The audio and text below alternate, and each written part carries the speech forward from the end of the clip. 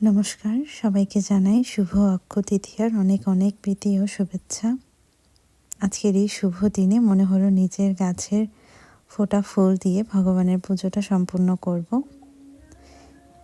আজকে আমাদের এইদিকে ছুটির দিন ছিল, মূলত এপ্রিলের 30 তারিখ। সুইডেনে প্রত্যেক বছরই একটি সরকারি ছুটি থাকে, তো ভালোই হয়েছে, এমন দিনে ছুটি ছিল এবং আমি বাসায় ছিলাম। সুন্দরভাবে ভগবানের একটু পুজোটা সম্পূর্ণ করে নিলাম। সকাল সকাল ভগবানের পুজোটা সম্পূর্ণ হয়ে গেলে দিনটা বেশ ভালো লাগে।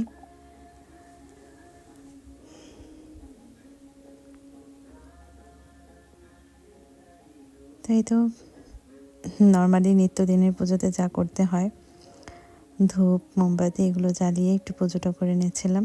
যদিও বেশিক্ষণ সময়ের জন্য এই ধূপকাঠি বা মোমবাতি জ্বালানো সম্ভব হয় না, কারণ এখানে অ্যালার্ম সেট করা থাকে ঘরের মধ্যে।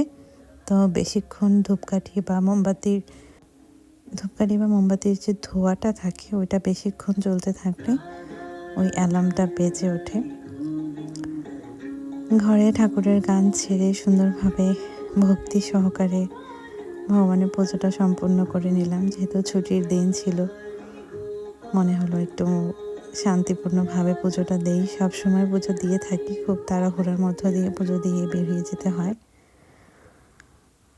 তখন ছুটির দিনে খুব সময় নিয়ে আস্তে আস্তে সুন্দরভাবে পুজো দিয়ে বাকি দিনটি শুরু করি। সবার অক্ষয় তৃতীয়া কেমন কাটলো, কীভাবে কাটালেন, আমাকে অবশ্যই কমেন্ট করে জানাবেন। আপনাদের কমেন্ট এবং আপনাদের শেয়ার করা, লাইক করা আমাকে খুব উৎসাহ দেয়।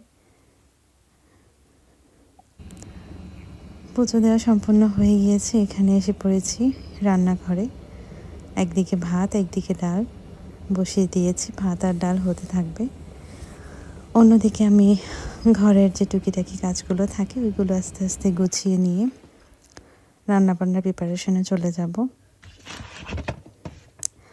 তো উইকেন্ডে বেশ কিছু পরিমাণ চাল আনা হয়েছিল।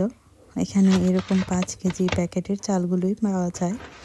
আমাদের দেশের মতো ওরকম 10 কেজি বা 20 কেজি 25 কেজি বা 50 কেজি এরকম বড় ধরনের কোনো চালের প্যাকেট এখানে পাওয়া যায় না।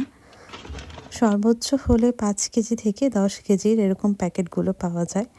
এর বেশি কোনো বড় ধরনের চালের প্যাকেট এখানে পাওয়া যায় না। তো চালগুলো আমার প্যান্ট্রি বক্সে গুছিয়ে রেখে আমি এখানে সবজি টবজি কেটে নিয়েছি। আজকে যেহেতু অক্ষয় তৃতীয়া ছিল, তো আমার সম্পূর্ণ নিরামিষ খাবার খাওয়া হবে। তো এখানে বেশ কিছু পরিমাণ ফুলকপি নিয়ে নিয়েছি। ফুলকপির কিছুটা পাকোড়া করব, বা ফুলকপির বড়া যেটাকে বলে ওরকমটা করব। কে কীভাবে বলেন আমি জানি না, কিন্তু আমরা এটাকে ফুলকপির বড়াই বলে থাকি মূলত। তো নর্মালি ফুলকপির বড়া যেভাবে করা হয় একটু ব্যাটার করে নিয়েছি। আমি অন্য একদিন দেখাবো যে কীভাবে ফুলকপির বড়াটা আমি করে থাকি। তো এক এক করে ফুলকপির বড়াগুলো আস্তে আস্তে করে ভেজে নিচ্ছিলাম।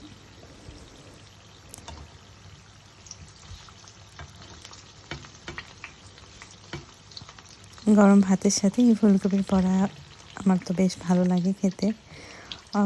এছাড়াও নিরামিষের দিনে একটু আইটেম যদি খুব ভালো হয়, মুখরোচক হয়, খাবার খেতে ভালোই লাগে, খারাপ লাগে না।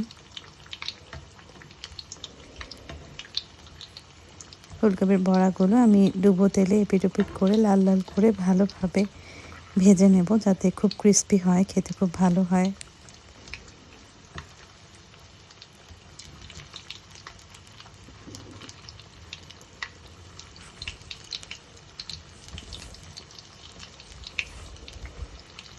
গরম গরম ফুলকপি বড়া ভাজা হচ্ছিল, আর ওইদিকে আমার টেবিল গোছানো শেষ হয়ে গিয়েছে, সব কিছু রান্নাবান্না রেডি হয়ে গিয়েছে। চলুন দেখাই আপনাদের আজকে কী কী রান্না হয়েছে উচ্ছে ভাজি, ফুলকপির বড়া, টমেটো আলু সিম দিয়ে একটা তরকারি, লাউ দিয়ে ডাল হয়েছে এবং গরম ভাত। তো এতটুকুতে আমাদের দুইজনের বেশ ভালো 2 বেলার খাবার রেডি হয়ে গিয়েছে। তো এখন বসে খুব আরাম করে আস্তে ধীরে খাবারটা খাবো, এবং এইভাবেই আমার অক্ষয় তৃতীয়ার দিনটি কেটেছে। যেহেতু ছুটির দিন ছিল, তাই খুব ভালোভাবে সাজিয়ে গুছিয়ে রান্নাবান্নাগুলো করতে পেরেছি, ভগবানের পুজোটা সুন্দরভাবে দিতে পেরেছি।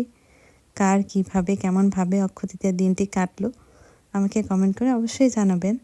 ধন্যবাদ সবাইকে আমার ভিডিওটি দেখার জন্য।